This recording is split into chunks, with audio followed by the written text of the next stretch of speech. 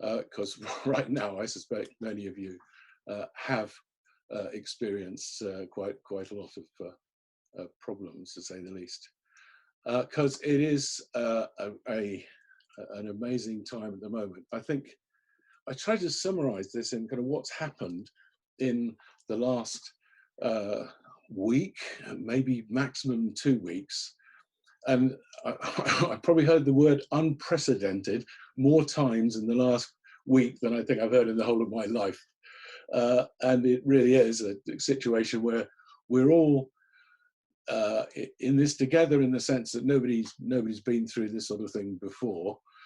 We've had no time to prepare for it at all. It's just suddenly come across us. So all of a sudden, we think, what are we going to do? We're confused. We just the government instructs us to stay at home. People get sent home, and so on, and we don't really know what to do. So one of the things we decided at Wisework was, well, let's see if we can do our bit to help, because although the scenario is changing on a daily basis, we have actually got quite a bit of previous experience of dealing with organizations wanting to work flexibly with home workers. We've seen a lot of the problems that managers have.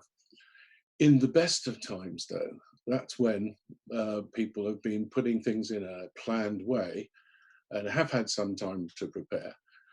Now, well, it's all a bit of an experiment. It's managers very much flying by the seat of their pants, as it were, trying to learn as they go along. So one of the things, again, we're trying to do with this process, particularly the interactive sessions we're going to be running some next week, are to get more information, see what the current problems are, and provide our wisdom from 30 years or more of dealing with home workers, managers of flexible working, try and add that to the experience that managers are having in this unique situation. We've only ever really advised people in implementing flexible and agile and remote and home working in planned ways. That's what we say. Don't just throw it at people. Don't just send people home. Do it in an organized way. And suddenly the world's turned upside down. So that advice doesn't apply anymore. But still, a lot of the hints, tips, ideas, and things we've seen before do obviously apply. And some of these benefits are going to end up with longer term changes. I think we're going to end up seeing some of the home working, for example, sticking. People suddenly realizing that all sorts of work can get done from home, when it was originally thought, no way could you do it. Once it's been forced on people, maybe that is what we're going to learn. So that's how we want to end up, I think, at the end of this session, is understanding a bit more about the problems we have today, but also starting to think ahead a bit about how much of this is going to stick when we eventually get to the other end. So here's a quick list of what I want to cover. Very quickly, just putting what's happening today in a bit of a bigger context, but that's very quick. And then talking more about the current situations and the challenges that you as managers are going to be facing, and your colleagues. So there's a couple of specifics which are to do with communicating with people, engaging with people, inspiring people. How do you still have teamworks? How do you meet with people, and so on? So some of those things to do with maintaining some of the things you used to have when you were all together at the workplace. Now all of a sudden you're not anymore. And managing by results is a key part of this process. We'll talk about a bit. And then a few practical tips, but a lot of time, I think, for questions and comments. So keep the questions and answers coming. At least a couple of you are using that function, so that's great. Right, let's get into the content.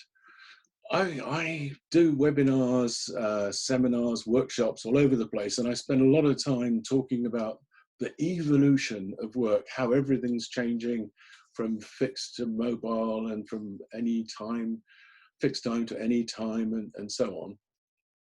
And so I've just put up one of my typical slides. And I could talk for the whole time about this, but suddenly a lot of this stuff's irrelevant. Yes, there may be mobile technology, and all of a sudden we know that it's mobile technology because we've thrown people at home who have to be using it. All of a sudden, the way people are working, the jobs they're doing are getting thrown up in the air because there's some tasks they can do remotely from home, some they can't. Now integrating work in the home, work-life balance, all of a sudden, of course, not only are people being sent home, their kids have been sent home as well, and they're fighting over who gets use of the one laptop you have at home, and there's all this sort of panic going on. Never mind the stress involved in all being cooped up at home. So it really is an amazing different place. But yet, this is in the context of we were on a journey. We were on a journey from the world of fixed work, the world of full-time employment, through to, at the other extreme, the gig economy, where everybody's working independently, connected together on the internet. And so what's happened is, all of a sudden, there's been a big push on one aspect of this, which is home working, but that's just a piece of a bigger jigsaw of more flexible, more remote working. So a lot of the lessons we've had from remote working in the past few years can still be learned and applied, I think, to today's situation. But that evolution has now turned into a revolution. Normally, as I was saying, we have a gradual introduction of new ways of working. We have employees who can choose what they want to do. There's support in place. The technology is all set up already. And managers are being trained, are experienced, and employees know what's happening. Now what's happening? Look, well, it's been enforced suddenly. There's been no choice. There's been very little support available for people. The technology is falling over sometimes, and it's just not there. And managers don't quite know what to do. Hence, we're doing this. And of course, employees are not prepared for it either, and are equally confused about can't I work from home. And so maybe one of the products of this session is, if you were thinking about an employee and their tasks, whether they could get done from home, there might be a few bits of advice here that may help properly. But so I think there's three stages to what's happening now. Immediately, we're talking about just some coping strategies and really learning fast. I think if this is going to mean that people are working from home in a forced way for months rather than weeks, or certainly several weeks, we're going to have to find out there are patterns, the things that work and don't work. There are going to be new routines as to how you work together with your people. And some of those then are going to stick. In the longer term, when life gets back to normal eventually, that's going to be a different normal. There's going to be a bit of a shift in the way people want to work, and a real shift, I think, in the way managers are forced to manage. It's a real culture shift in terms of the style of management. So what are we faced with? Well, there's some real challenges, starting with how can you decide what work can or can't get done from home? How do you redesign the work practices? And it's really a question of sitting down and looking at some tasks that can and sometimes it can't get done on a computer elsewhere, or done over the phone, or done in some remote way. And for managers, I think it's a real challenge now. You can't just manage people on a day-to-day basis. There's no way you can micromanage somebody when they're working from home. It really now is a question of looking at results, monitoring their performance, and looking at how they are doing in terms of rewarding the output, not just rewarding input. You can't, it's very difficult to start saying, counting hours, which is what we normally do with the presenteeism of people working in an office. Now we have a situation where people are working at times that suit them, and they have to fit them around the family. So we have to think about different ways of measuring results. And clearly we've got to communicate differently with the whole challenge of using technology and having people now not just in the same building or around the corner. And we got a whole raft of technology that does that. Teamwork happens when people work physically together, much more difficult when they're separated. So again, that's a challenge for managers.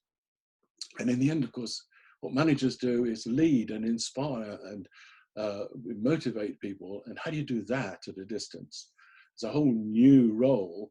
The manager becoming much more of a supportive leader, much more helping people to be independent. And that involves trusting. Trust is the key element of this. If you can trust and let go, then people will flourish. And for individuals, there's a whole set of things they have to learn.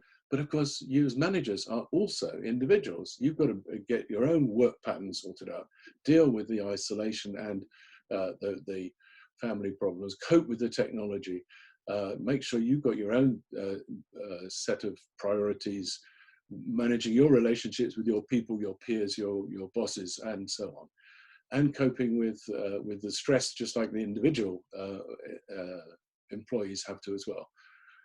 And individual employees are probably going to end up taking on more responsibility because you're going to have to delegate more to them because you can't be telling them what to do on an hour-by-hour basis. So there's a whole level of learning, I think, for challenges for the individuals. So let's start with looking at work as a subject. I mean, typically what we do with work is we divide it into tasks and put them together into something called a job. And of course, most of those tend to be full-time jobs at a place of work, or with a bit of flexibility around there. There may be a little bit of perhaps some one day a week home working, or some mobile working, or some flexi time of some sort. Now all of a sudden, it's much more to do with what work can get done remotely and what can't. And that's really looking at, there's relatively little in the knowledge economy of work that involves people making things with hands. Very clearly, it's quite difficult to get a remote haircut, or it's quite difficult to have a physical service where somebody makes something or provides something with their hands that can be done from home, obviously.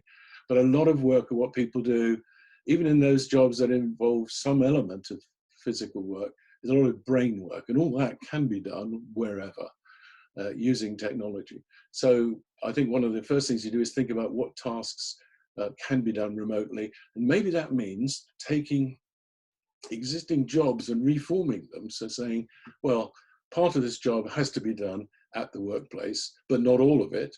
So maybe we can club together tasks into different jobs, and it could be that out of a team of 10 people, one person still has to come into the office occasionally to do some things that can't be done remotely, but everybody else can do the stuff from home. So it is a question of juggling the work around.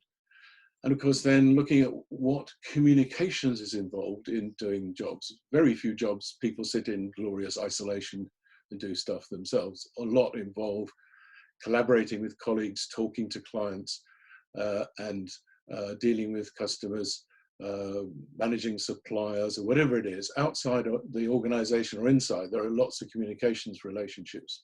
And all those have got to be rethought. Whether we're on the phone anyway, where they're remote, fine, it's business as usual.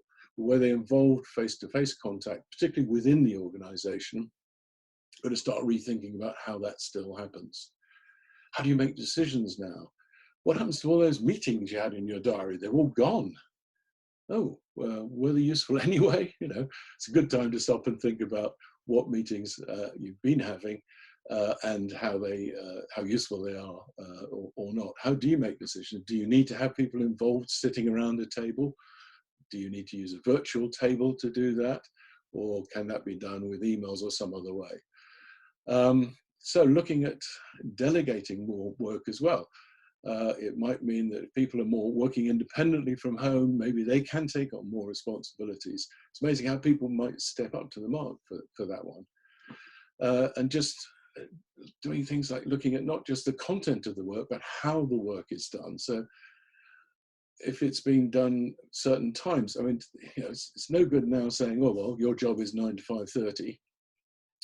If that worked in the office but doesn't work at home because of other priorities.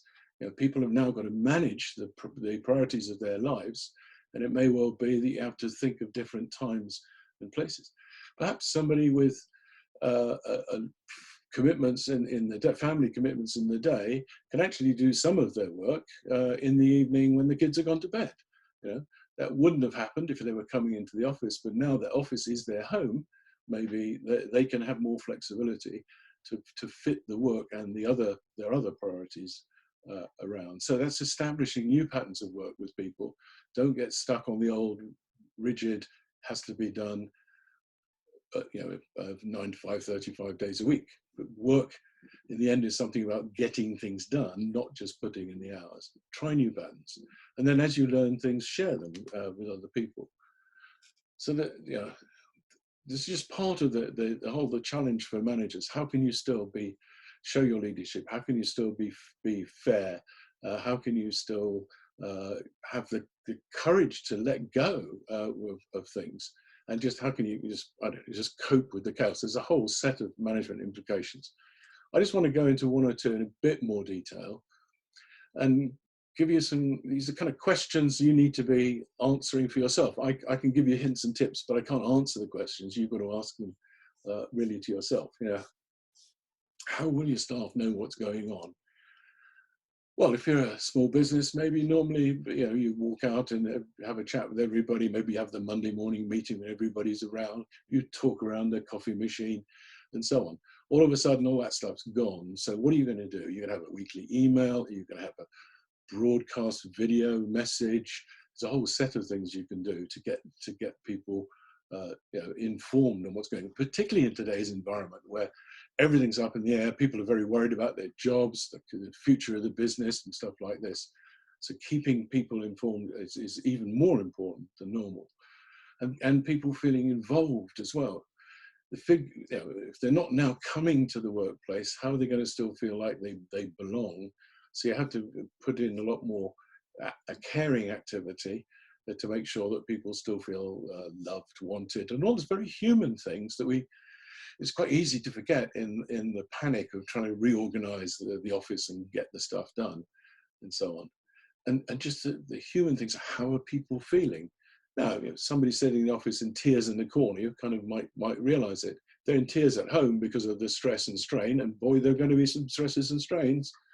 How will you know? What are you going to do to try and show that still be sensitive to people's feelings, which is a key part of understanding and managing people. That's also part of all the informal communications. It's great sending out tasks to people that get the job done at home. This is all fantastic, but how do they? What happens about the informal communications, the chats, the what they call the water cooler conversations, the coffee break stuff, all the informal things, getting to know how people are thinking, just to chat about what was on telly last night and all the other things that happen in the social contact of work. All of that all of a sudden goes. I'll talk a little bit more about meetings in a minute, but just remember that work is a social activity, and it really needs to be something that it's easy to forget in today's panic environment.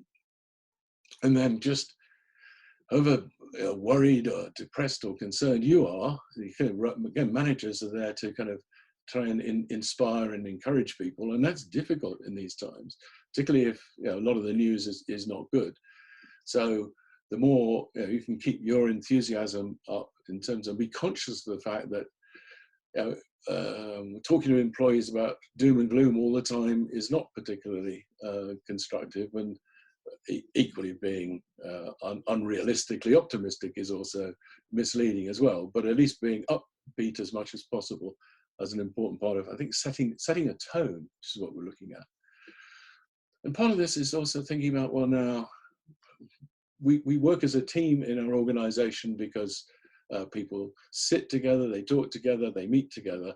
Now they're not physically doing that stuff together, they're separated. What can we do to make sure that we have, well, what I call teamwork by design? Because I think a lot of teamwork actually happens by accident.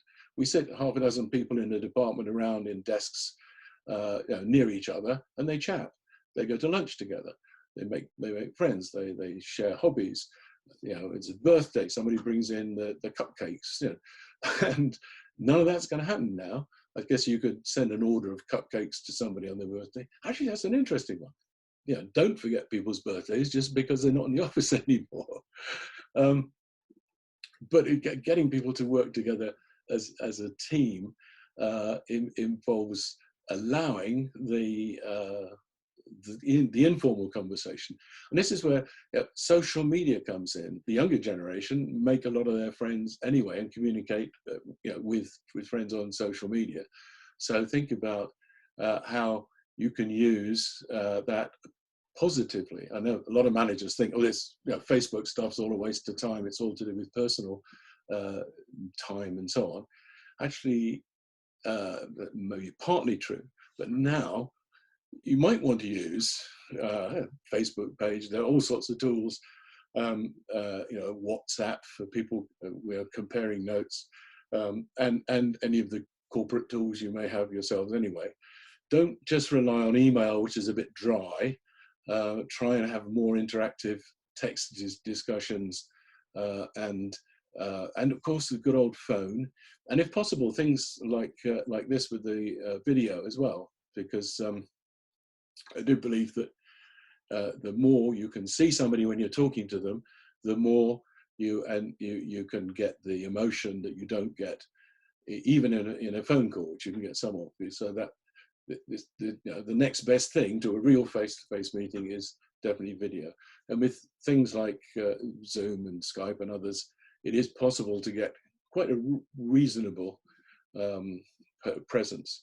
It's quite interesting to see now, because of the lockdown, a number of the reporters on television, for example, who are now busy reporting from their homes or from remote places on obviously a link from their laptop, and the quality is not perfect, but it's amazing how we can cope with that, the quality of broadband. I suppose we're lucky. If this disaster had happened 5 years, certainly 10 years ago, relatively few people would have had fast broadband at their homes. Their ability to work and communicate remotely would be a lot less. So in that sense, the timing isn't that bad. So back to teamwork. I guess one of the things we do when we want to get teams together is have meetings all the time. And a meeting in the old terminology was you sit around a table face to face. Now a meeting is going to more like, we'll have a video meeting or an audio meeting, or we'll share texts, or we'll have a meeting in a social media setting. So I think the word meeting is going to change in the vocabulary. It won't only now mean face-to-face meetings, it'll mean other ones as well. And so I encourage you to look at all the different technologies. We could run a whole webinar just on the technologies involved. I guess don't get caught in, oh, well, our corporation doesn't have X, therefore we can't do it. You'll find actually employees are amazingly using already a lot of their personal channels, whether it's Facebook or something like that, to communicate outside of the corporate environment. And so I wouldn't discourage that at this stage. I would discourage it for confidential company information, obviously, but for the chit chat that we're trying to replace, then it certainly is valid. So just a few tips based on that. I could come up with 100 top tips, but just in a way summarizing what we've been saying so far. Well, you have to rethink now the work patterns you've got, both the content of work and the way people are working. Don't get fixed in your mind of the old way of working. You've really got to stop and think, right, work is something we've got to now achieve as best we can with people working from home. Let's be inventive and creative about how and when that gets done. Don't get stuck in the old pattern.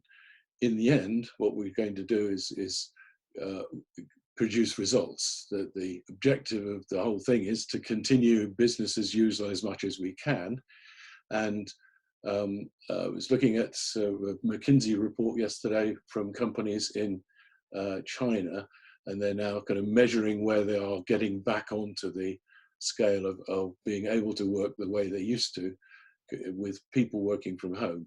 And interestingly, there was one company that said when it started off working from home, it was like 50% effective, and now they're up to 88% effective.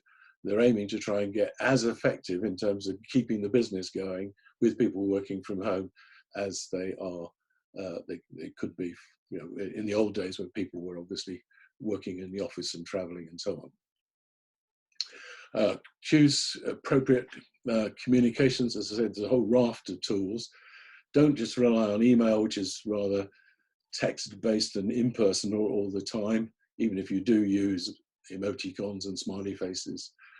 Try and have a certain amount of face-to-face meetings, a certain amount of text-based stuff. Good old audio conferencing, good old telephones. You know, you may feel you want to phone your employees once a day just to keep up with them. Be careful though to listen to how they're coping with the situation. You know, it can work both ways. They can think, oh God, you know, I'm being spied on because my manager is calling me every day, or isn't my manager concerned about me? He or she is calling me every day. So you've got to get the tone of that right, and that will vary by employee. Some employees would love to make sure that you know, you're keeping in touch all the time. Others are quite independent. They've relatively organized themselves. They may already be used to working from home, and they're somewhat self-sufficient. They don't need as close hand-holding as the others do. But you're probably very few people who permanently work from home. A lot of organizations now have people working from home, occasional days at home, or even a regular one day a week. All of a sudden now it's full on, and that's a different experience even for those people who are used to working from home. So don't assume that they're all just taking it easily. It's still a change for them as well. So try and listen, understand, be empathetic, all the good things that managers should do anyway. It's just that much more difficult to do over the phone or at a distance. Remember the informal side of business. It's not all just business. And ultimately, you're going to have to let people manage themselves more.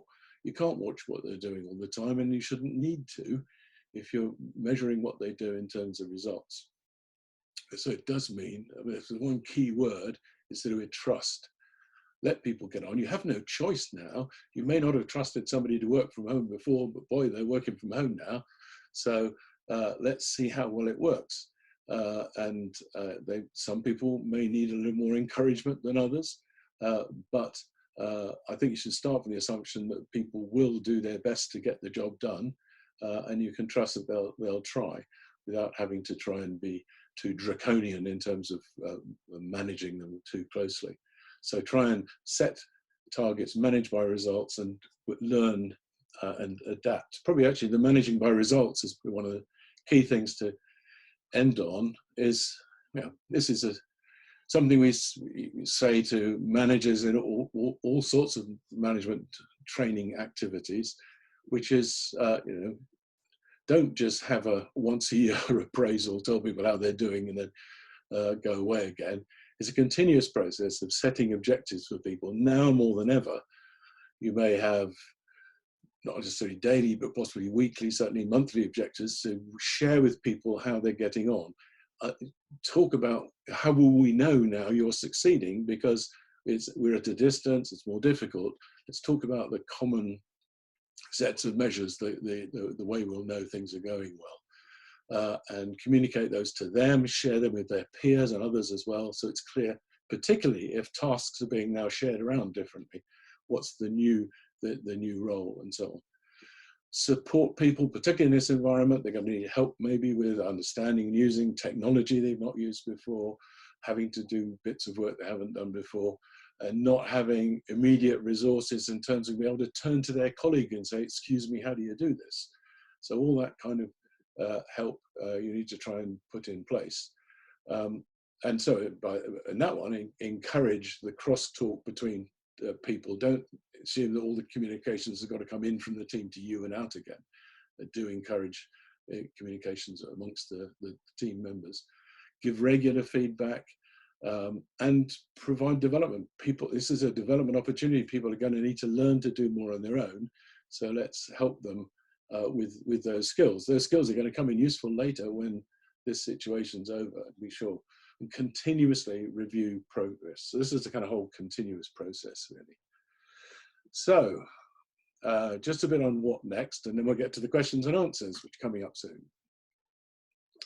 As I said at the beginning, what we've done is thought, well, what can we do to help in this environment? So we're running some of these webinars free. This was the first. We're going to run another one at 11 o'clock on Monday morning. So if you want to come back again, you're very welcome, but you might want to tell colleagues, people from other organizations, what it was about. We will also put up the recording of this one, but in some ways I think it's better to do it live because you get a chance to ask your questions. Hopefully now you're putting in lots of questions. I can see some coming in on the Q&A, which is good. So keep the questions coming in. But we're also going to be running some smaller events as well. So a couple of workshops next week, one for a group of up to 20 people, which is very similar to the sort of workshop that we run for clients anyway, in terms of management, training and development for organizations implementing flexible working, typically. Now, of course, it's much more focused on home working in the current situation. That gives people an opportunity to share their thoughts and ideas in ways that we can't do at the moment with what you're doing, which is putting in, I hope quite a few now, some coming in, putting in questions. They could do that obviously more in person because that will be a Zoom two-way link.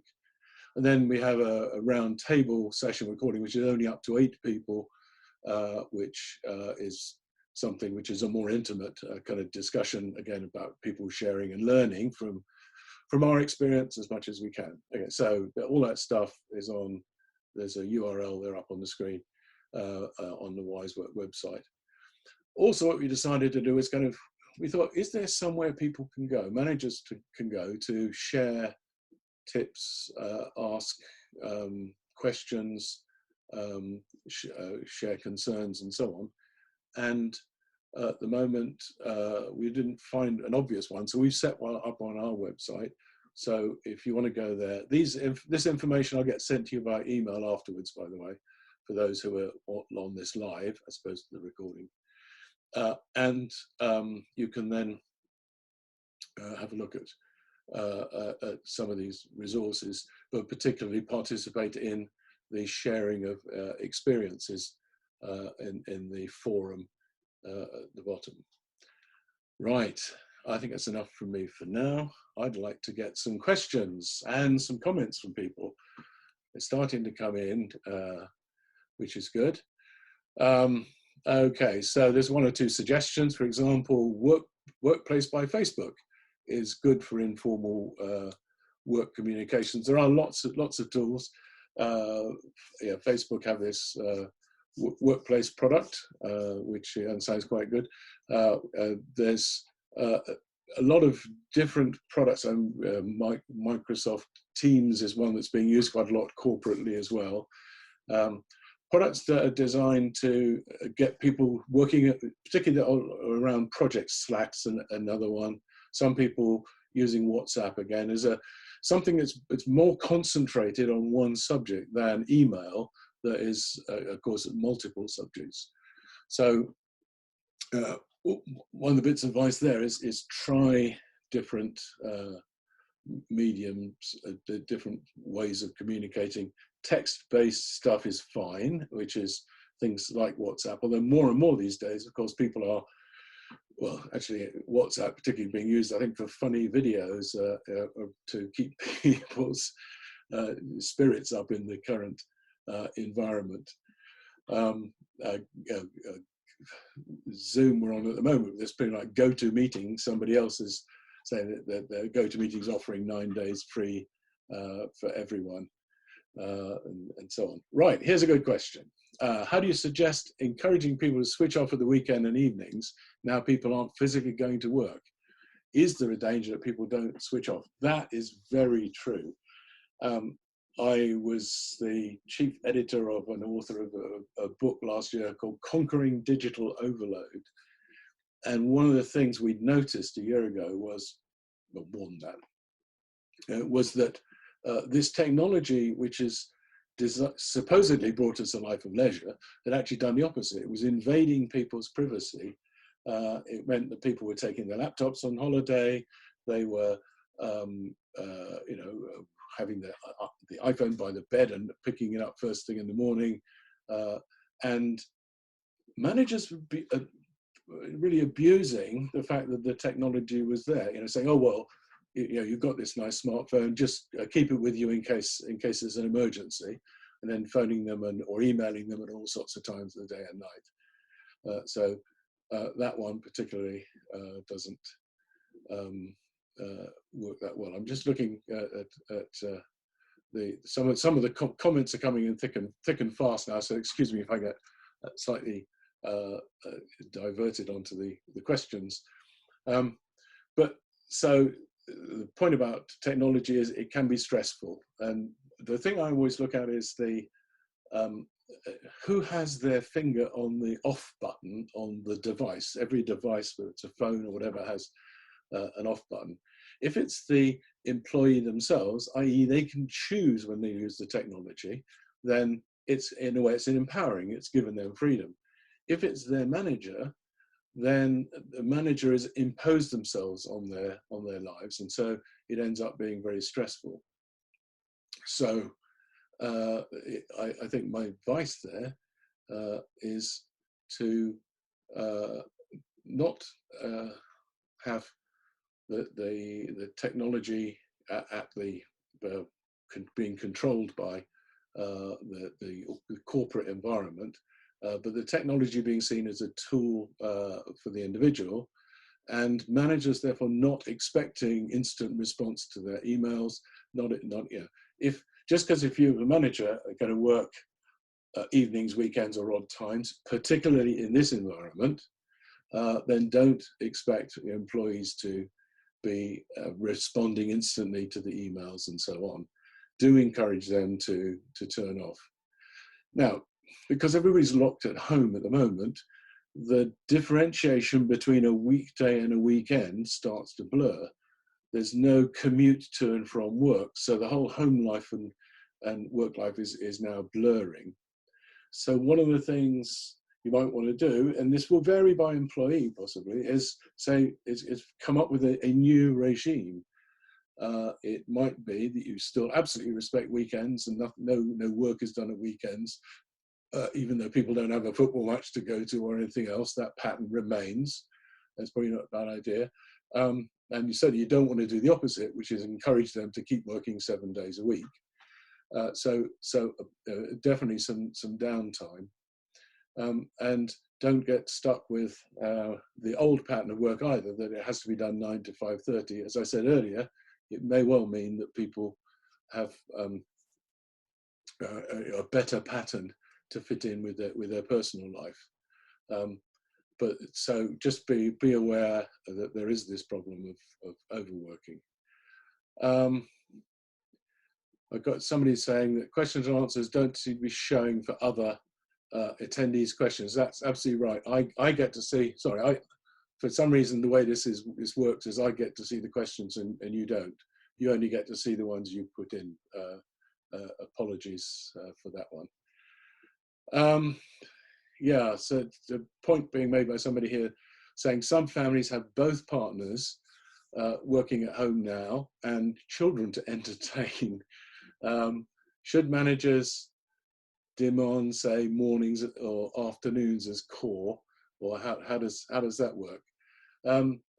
I'd say, well, give the employees a certain amount of choice. Certainly, I was talking to somebody the other day. Now that children's home, mother and father at home, they're taking it in turns. So mum works in the morning, dad works in the afternoon. They can both do work from home.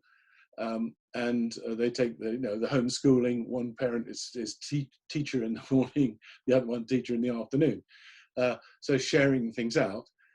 Exactly a good example of where you can't expect people to be working 9 to 5:30 as they did.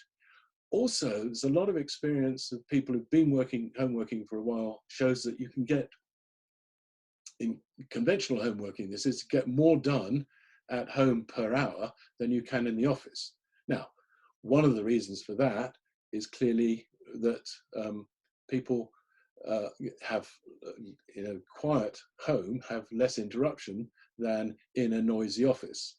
So for those people who are now working from home, who have a spare room, a study, the children are off their hands, or whatever, then that's great. They can lock themselves away and get the peaceful time. And I bet for a lot of the tasks, they'll get them done in a quicker time than they would have done working together in the office.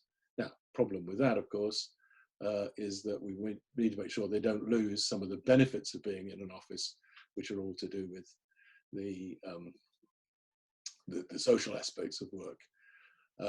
And I think the more that people get confined in the home and get the cabin fever, the more they need to have the ability through social media or whatever to kind of communicate with the outside world. It's interesting. I saw a comment on Twitter this morning saying people keep saying we've been put into social isolation.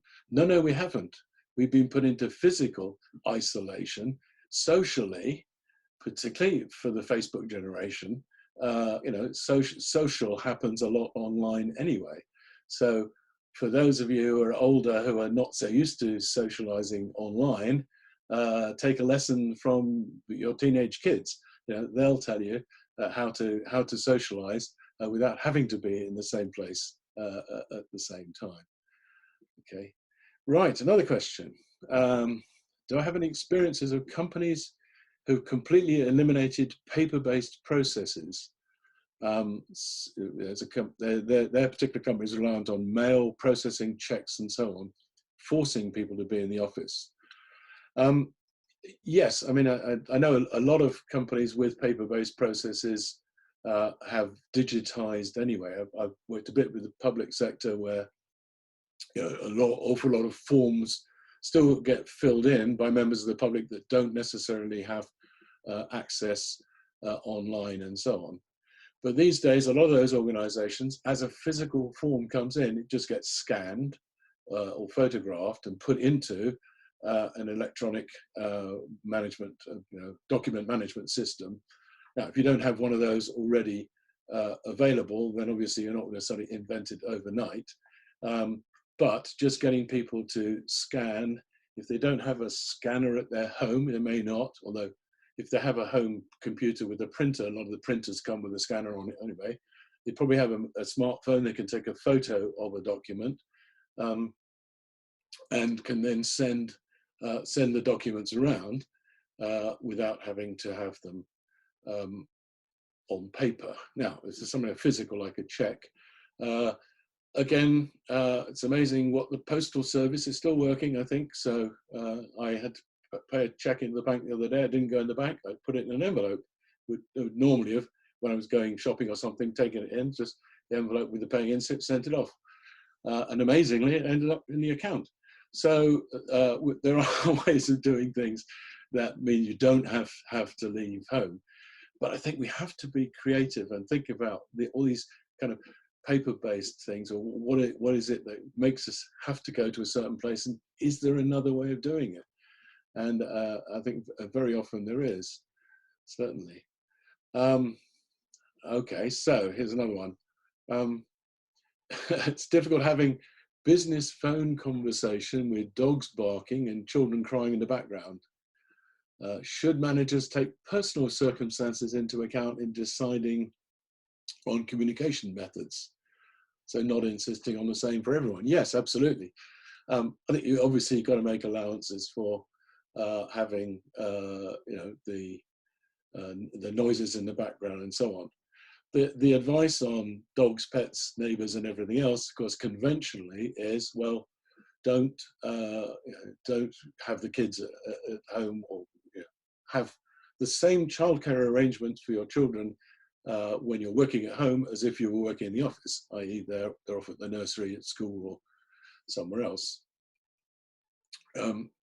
So in this situation, it's now clearly different because you don't have that choice. So there, I think it is a question of managers being obviously understanding, but helping employees to think through chunking up their day, so there are times when they can do concentrated work and they don't have the distractions quite so much, and then times when they do. As I said earlier, it might be with young children, and if it's a single parent, for example, they may have little choice but to be looking after the child for a lot of the waking hours. But those children may, if they're young enough, they have a sleep in the afternoon, or they may go to bed at 7 o'clock, in which case it may turn out that that person can do a couple of hours of work in the evening and catch up. So again, being creative about the home circumstances. If the dog's barking in the background while you're having a phone call, it's kind of not the end of the world. But again, choosing the right communications for the individual, suiting their home circumstances. Also, I think this does depend on how individuals like to communicate. Some people I know are quite comfortable talking on video. Again, particularly maybe the younger video generation who are used to using a phone and looking at it as opposed to putting it up to your ear and talking to somebody face to face. But an older generation may be happier with just a telephone, or I don't like being seen on, or I don't like my look on the video, or it's too complicated, or something like that. So again, adapting by individual a bit to what their preferences are as well. Okay, another nice question here. If productivity increases per hour, do we have a limit as to how much is expected to achieve, or ability to really measure from a contractual point of view? When's enough is enough? Well, I think for me, a simple answer: when the job's done, it's enough. We are going to move, you see, from measuring jobs in terms of coming into the office, sitting down at a desk or whatever they do, and working for a period of time, that's input, to saying, well, every job kind of has a purpose, every work has an output. When they've achieved the output, the job is done, and therefore they can stop. Now, I think what will happen is, already we've said productivity for some home workers has proven to be a lot higher. I think what will happen is that employees will come up with quite creative ways of getting their job done, which they haven't done in the past. Because in a sense, maybe there's been no reward for getting it done early. You can't go home early if you're on fixed hours, so you may as well just fill the hours available with doing the job, kind of thing. Where's the incentive for finding a way of getting the job done quicker? Well, in fact, if you're paid overtime, the incentive is to do the job slowly and get paid extra, or get the kudos of working long hours. So I think a lot of the old long hours culture, which is based on presenteeism, is going to go out the window. People are going to think, right, I've got a task to do. Let's see how I can get it done in the quickest possible time. Oh, here's a shortcut. Here's a way of doing it. Still to the same quality, still working well with their colleagues, but just being more creative. If the reward is that then they can stop work and get on with the family or the other things. And so as we move more to managing by output, more to people being able to stop work, and the reward is they get the time to themselves, then I think there will be a big improvement in productivity. When people come back to this last stage we're talking about, as we back to so-called business as usual, I think there's going to be a major change in people's view about work. Employees are going to say, look, I could get this stuff done at home by doing this, that, and that. Why do I have to go back to the old way of doing it in the office? You've shown that I can be trusted. You never would have allowed me to go work from home before. Now look, it's worked. Why should I have to come back all the time? I've earned that trust. now you're going to need to treat me differently. And I think there was a shift going on anyway from a world, the old-fashioned command and control management style through to much more which is to do with engaging and empowering with people. So trusting them to get things done. All of a sudden, now people have shown that they can be trusted and are not going to go back to the old way of working. They're going to expect a more enlightened style of management, which is much more, the analogy I always like using is it's the difference between traffic lights and roundabouts. The old style of managing is, you know what you do at a traffic light, it's red, you stop, it's green, you go. Somebody has made a decision for you, you follow the instructions. At a roundabout, there's a set of rules, you know what to do, but you choose when to go, depending if there's a car there or not. And I think the new style of management is going to be much more like that, much more trusting people and giving them responsibility. And back to the point about what happens for productivity. If the job's done, then the job will be done. And I think people are going to be more, the world's going to be more productive as a result of that. Okay, let's have a look. We're getting towards the end, but we've got 3 or 4 more questions. I'll have this good one here about what's my view on health and well-being. A lot of staff now working at home don't have a dedicated home office, ergonomic chairs and so on. How far should companies support staff going forward? What support will other companies, for example, equipment they provide? Well, because relatively few companies have had experience of people working at home. Mostly it's working from home. And if it's fairly occasional, what a responsible employer does is have a checklist. Typically they send to the employee and it's self-assessed. So they tick off that they have the appropriate area which is safe to use and so on, put together as a kind of health and safety checklist, sometimes with a bit of training at the office about how to run a home office effectively. There are some organizations that, on the other hand, in the extreme, BT do this, for example, it's used to, which is if you wanted to work for them at home permanently, they would need to inspect the place where you're going to work with the health and safety inspector. You would have to use their furniture, and if you couldn't get their desk and chair up the stairs into your attic, then you couldn't work from home. That's where you wanted to work. So that's another extreme. Up until now, of course, it's been, as I say, mainly the self-assessment route. If somebody or some companies say, well, take your kitchen table's all right, but we'll provide you with an office chair because that's ergonomically what's needed. And there are clearly situations where people have, you know, a back problem or have a particular need for a particular type of furniture for well-being, health reasons, then absolutely you as an employer still have a responsibility. In the short term, it's going to have to be, well, we'd love to be able to help out as much as possible in terms of providing you with a bit of ergonomic furniture, but we can't.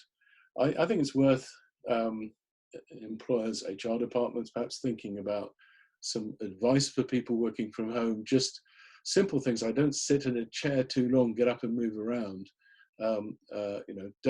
Sometimes people working from home actually feel quite guilty if they leave the phone for too much, because that's the time the boss might actually phone up and find out if they're working or not.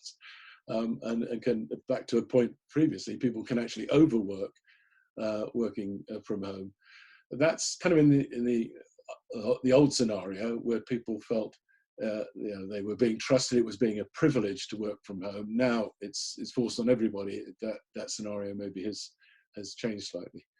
I think well-being is certainly going to be something that people think about already there are a lot of mental health charities trying to do things to provide people with help and advice working from home.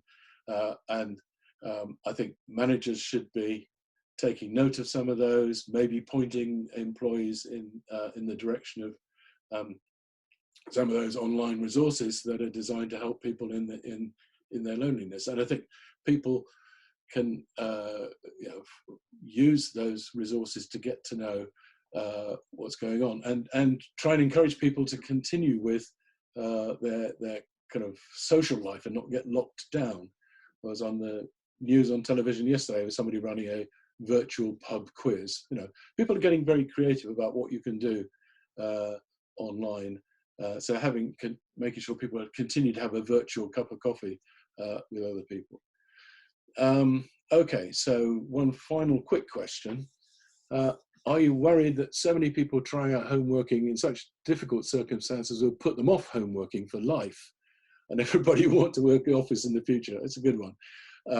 Thus reversing the journey. So we're already on. There will be a bit of that because, of course, this is an unusual form of home working. It's enforced on people and it's going to be very constraining. And that will put some people off, I think, inevitably. But I think having had a taste of it, then we're eventually going to end up with a bit of a compromise, which is, I don't think very many people are going to want to be locked in again and want to work at home permanently. But I think people will want more of the flexibility it can offer in being able to work for part of the time from home. Right. Okay, now I think that's my last question. Thank you for the people who put in the questions. That's great. There are a few I haven't got round to, but I've covered the main ones there. So I just want to go back to, wait a minute, back to where we were before, which was just to look finally at the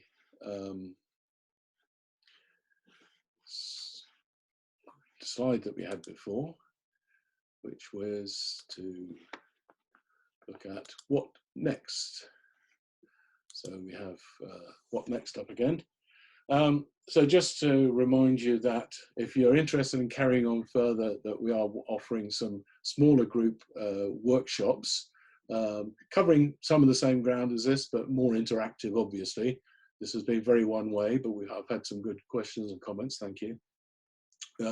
Another one of these webinars next week, and then we'll see how things go. Do have a look at the website. Do also go and put comments into that discussion forum. It's an opportunity to share your experiences now of managing remotely and managing the home working in the current difficult environment. Thank you all very much, the people who've joined live. Thank you for people who are watching this as a recording. Good luck, everybody, in this new unprecedented home working environment. But I'm sure as managers, you're going to step up to the mark and do a wonderful job of making people feel trusted, empowered, and engaged as they work from home. Thank you for joining me. Cheers.